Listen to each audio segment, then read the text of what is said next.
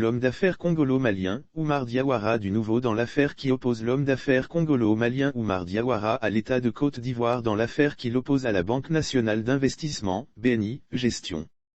Nous apprenons que, la Cour de justice de la Communauté des États de l'Afrique de l'Ouest a donné raison à l'homme d'affaires au détriment de l'État ivoirien.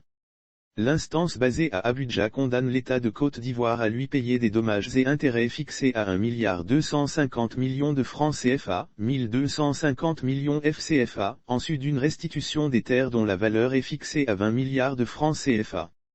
Pour rappel, et comme le rapportent plusieurs sources, le patron de la société ivoirienne de dépôt douane, SIDD, s'était porté acquéreur de Pearl Invest, une société spécialisée dans la promotion et la construction immobilière détenue par BNI Gestion, une filiale de la Banque nationale ivoirienne, BNI.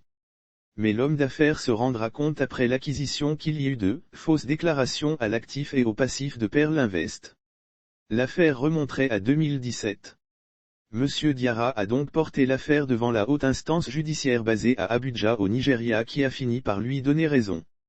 La Cour de justice de la Communauté économique des États indépendants de l'Afrique de l'Ouest dans son jugement N34/21 du 22 octobre 2021 a reconnu l'État ivoirien coupable d'abus et de violations en élargissant Monsieur Diawara dans ses droits. La Cour de justice de la Communauté économique des États indépendants de l'Afrique de l'Ouest condamne l'État ivoirien au paiement d'1,250 milliard FCFA en guise des dommages et réhabilitations de M. Oumar Diawara à l'issue d'un contentieux. Cette Cour a surtout fait ressortir les violations flagrantes des droits allégués par le plaignant et tranche en condamnant l'État ivoirien à payer une amende de 1,250 milliard FCFA en réparation de la violation des droits du requérant, plus un franc symbolique pour le préjudice moral qu'il a subi.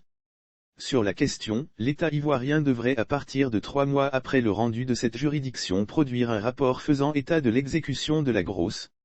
Mais à en croire d'autres sources, Abidjan ferait fi de cette décision de justice de l'institution sous-régionale, comme ce fut le cas avec celle de la Cour africaine des droits de l'homme et des peuples, CADP, d'Arusha dans l'affaire Guillaume Soro. Affaire à suivre.